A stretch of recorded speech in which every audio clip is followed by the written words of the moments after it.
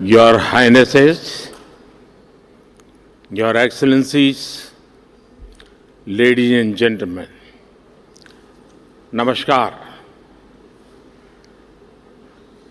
World government summit में keynote address देना मेरे लिए बहुत सम्मान की बात है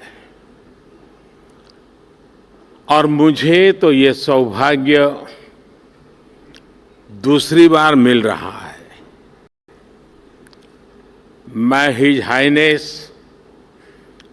शेख मोहम्मद बिन राशिद जी का इस निमंत्रण और गर्मजोशी से भरे स्वागत के लिए बहुत बहुत आभारी हूं।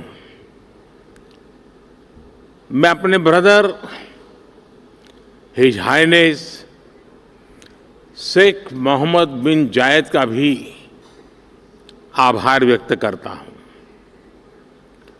हाल के दिनों में मुझे उनसे कई बार मिलने का मौका मिला है। वो सिर्फ लीडर ऑफ विजन ही नहीं है, बल्कि लीडर ऑफ रिजॉल्व और लीडर ऑफ कमिटमेंट भी है। साथियों, वर्ल्ड गवर्नमेंट समिट दुनिया भर के थॉट लीडर्स को एक मंच पर लाने का एक बड़ा माध्यम बन चुकी है। इसमें हिज हाइनेस शेख मोहम्मद बिन राशिद की विजनरी लीडरशिप, उसका बहुत बड़ा रोल है। दुबई जिस प्रकार ग्लोबल इकोनॉमी, कॉमर्स और टेक्नोलॉजी का एपी सेंटर बन रहा है, ये बहुत बड़ी बात है। कोविड के दरमियान एक्सपो 2020 का आयोजन हो या फिर हाल में कोप 28 का आयोजन, ये दुबई स्टोरी के बेहतरीन उदाहरण है। मैं आपको इस समिट के लिए बधाई देता हूं, इसकी सफलता के लिए शुभकामनाएं देता हूं। साथियों, आज हम 21वीं सदी में हैं। एक तरफ दुनिया आधुनिकता की तरफ बढ़ रही है,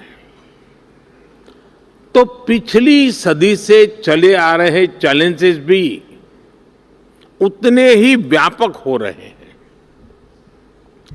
फूड सिक्योरिटी हो, हेल्थ सिक्योरिटी हो, वाटर सिक्योरिटी हो, एनर्जी सिक्योरिटी हो, एजुकेशन हो, समाज को इंक्लूसिव बनाना हो, हर सरकार अपने नागरिकों के प्रति अनेक दायित्वों से बंधी हुई है। टेक्नोलॉजी हर प्रकार से, चाहे वो नेगेटिव हो या पॉजिटिव, एक की डिसरप्टर साबित हो रही है। टेररिज्म आए दिन एक नए स्वरूप के साथ मानवता के सामने नई चुनौती लेकर आ रहे हैं। क्लाइमेट से जुड़े चैलेंजेस भी समय के साथ और बड़े होते जा रहे हैं। एक तरफ डोमेस्टिक कंसर्न्स हैं, तो दूसरी तरफ इंटरनेशनल सिस्टम्स बिखरा हुआ नजर आता है। और इन सब के बीच हर सरकार के सामने अपनी प्रासंगिकता को बचाने का भी बहुत बड़ा चैलेंज है। इन सवालों इन चुनौतियां, इन स्थितियों के बीच वर्ल्ड गवर्नमेंट समिट का महत्व और बढ़ गया है। साथियों, आज हर सरकार के सामने सवाल है कि वो किस अप्रोच के साथ आगे बढ़े। मेरा मानना है आज विश्व को ऐसी सरकारों की जरूरत है जो इंक्लूसिव हो, जो सबको साथ लेकर चले। आज विश्व को ऐसी सरकारों की जरूरत है जो स्मार्ट हो, जो टेक्नोलॉजी को बड़े बदलाव का माध्यम बनाए।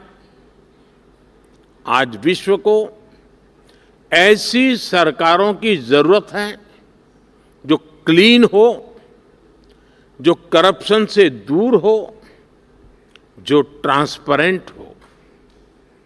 आज विश्व को ऐसी सरकारों की जरूरत है जो ग्रीन हो, जो पर्यावरण से जुड़ी चुनौतियों को लेकर गंभीर हो। आज विश्व को आवश्यकता है ऐसी सरकारों की जो ease of living, ease of justice, ease of mobility, ease of innovation और ईज ऑफ डूइंग बिजनेस को अपनी प्राथमिकता बनाकर चले। Friends, head of the government के तौर पर लगातार काम करते हुए मुझे 23 साल होने जा रहे हैं। मैंने 13 साल भारत के एक बड़े स्टेट गुजरात की सरकार में रहते हुए लोगों की सेवा की है और अब मुझे सेंट्रल गवर्नमेंट में देशवासियों की सेवा करते हुए 10 साल होने जा रहे हैं। मैं मानता हूं कि सरकार का अभाव भी नहीं होना चाहिए और सरकार का दबाव भी नहीं होना चाहिए, बल्कि मैं तो ये मानता हूं कि लोगों की जिंदगी में सरकार का दखल कम से कम हो, ये सुनिश्चित करना भी सरकार का ही काम है। हम अक्सर कई एक्सपर्ट्स को सुनते हैं कि कोविड के बाद दुनिया भर में सरकारों पर भरोसा कम हुआ है, लेकिन भारत में हमने एकदम विपरीत अनुभव देखा। बीते वर्षों में भारत सरकार पर देश के लोगों का भरोसा और मजबूत हुआ है। लोगों को हमारी सरकार के इंटेंट और कमिटमेंट दोनों पर पूरा भरोसा है। ये कैसे हुआ? क्योंकि हमने गवर्नेंस में जन भावनाओं को प्राथमिकता दी है। हम देशवासियों की जरूरत के प्रति संवेदनशील है। हमने लोगों की जरूरतों और लोगों के सपनों दोनों को पूरा करना पर ध्यान दिया है। इन 23 वर्षों में सरकार में मेरा सबसे बड़ा सिद्धांत रहा है मिनिमम गवर्नमेंट, मैक्सिमम गवर्नेंस। मैंने हमेशा ऐसा एनवायरनमेंट क्रिएट करने पर जोर दिया है जो नागरिकों में एंटरप्राइज और एनर्जी दोनों को और बढ़ाएं। हम टॉप डाउन और बॉटम अप अप्रोच के साथ साथ होल ऑफ सोसाइटी अप्रोच को लेकर भी चले हैं। हमने होलिस्टिक अप्रोच पर बल दिया, पीपल्स पार्टिसिपेशन को सर्वोच्च प्राथमिकता दी। हमने प्रयास किया कि कोई अभियान भले ही सरकार शुरू करे, लेकिन समय के साथ देश की जनता उसकी बागडोर खुद संभाल ले। जन भागीदारी का इसी सिद्धांत पर चलते हुए हमने भारत में अनेक बड़े ट्रांसफॉर्मेशन देखे हैं। हमारी सैनिटेशन ड्राइव हो, गर्ल एजुकेशन को बढ़ाने का अभियान हो, डिजिटल लिटरेसी हो, इनकी सफलता पीपल्स पार्टिसिपेशन से ही सुनिश्चित हुई है। साथियों, सोशल और फाइनेंशियल इंक्लूजन हमारी सरकार की प्राथमिकता रही है। हमने 50 करोड़ से ज्यादा ऐसे लोगों को बैंकिंग से जोड़ा जिनके पास बैंक अकाउंट नहीं था। हमने उनको जागरूक करने के लिए बड़ा अभियान चलाया। आज इसी का परिणाम है कि आज हम फिनटेक में, डिजिटल पेमेंट्स में बहुत आगे निकल गए हैं। हमने विमेन लेड डेवलपमेंट को बढ़ावा दिया है। हम भारतीय महिलाओं का आर्थिक, सामाजिक और राजनीतिक सशक्तिकरण कर रहे हैं। कुछ महीने पहले ही कानून बनाकर हमने भारत की महिलाओं को पार्लियामेंट में रिजर्वेशन भी दिया है। हम आज भारत के युवाओं के लिए नए अवसर बना रहे हैं, उसके स्किल डेवलपमेंट पर फोकस कर रहे हैं। बहुत कम समय में ही भारत दुनिया का तीसरा सबसे बड़ा स्टार्टअप इकोसिस्टम यानी स्टार्टअप इकोसिस्टम का इतना बड़ा जंप आज हम तीसरे नंबर पर पहुंच गए हैं। साथियों, सबका साथ, सबका विकास के मंत्र पर चलते हुए हम लास्ट माइल डिलीवरी और सैचुरेशन के अप्रोच पर बल दे रहे हैं। सैचुरेशन की अप्रोच यानी सरकार की योजनाओं के लाभ से कोई भी लाभार्थी छूटे नहीं, सरकार खुद उस तक पहुंचे। गवर्नेंस के इस मॉडल में भेदभाव और भ्रष्टाचार दोनों की ही गुंजाइश समाप्त हो जाती है। एक स्टडी के मुताबिक भारत ने पिछले 10 वर्षों में 250 मिलियन लोगों को गरीबी से बाहर निकाला है और उसके पीछे इस गवर्नेंस मॉडल की बड़ी भूमिका रही है। साथियों, जब सरकारें पारदर्शिता को प्राथमिकता देती हैं तो उसके नतीजे भी मिलते हैं और भारत इसका भी एक उदाहरण है। आज भारत के 130 करोड़ से ज्यादा नागरिकों के पास उनकी डिजिटल आइडेंटिटी है। लोगों की ये डिजिटल आइडेंटिटी, उनके बैंक्स, उनके मोबाइल सब इंटरकनेक्टेड है। हमने टेक्नोलॉजी की मदद से एक सिस्टम डेवलप किया है, डायरेक्ट बेनिफिट ट्रांसफर, डीबीटी। इस सिस्टम की मदद से हमने बीते 10 साल में $400 बिलियन से ज्यादा लोगों के बैंक खातों में सीधे ट्रांसफर किए हैं। ऐसा करके हमने करप्शन की बहुत बड़ी गुंजाइश को जड़ से ही समाप्त कर दिया है। हमने देश के 33 बिलियन डॉलर से ज्यादा गलत हाथों में जाने से भी बचाया है। फ्रेंड्स, जहां तक क्लाइमेट चेंज की बात है, तो इससे डील करने के लिए भी भारत की एक अपनी अप्रोच रही है। भारत आज सोलर, विंड, हाइड्रो के साथ साथ बायोफ्यूल्स, ग्रीन हाइड्रोजन पर भी काम कर रहा है।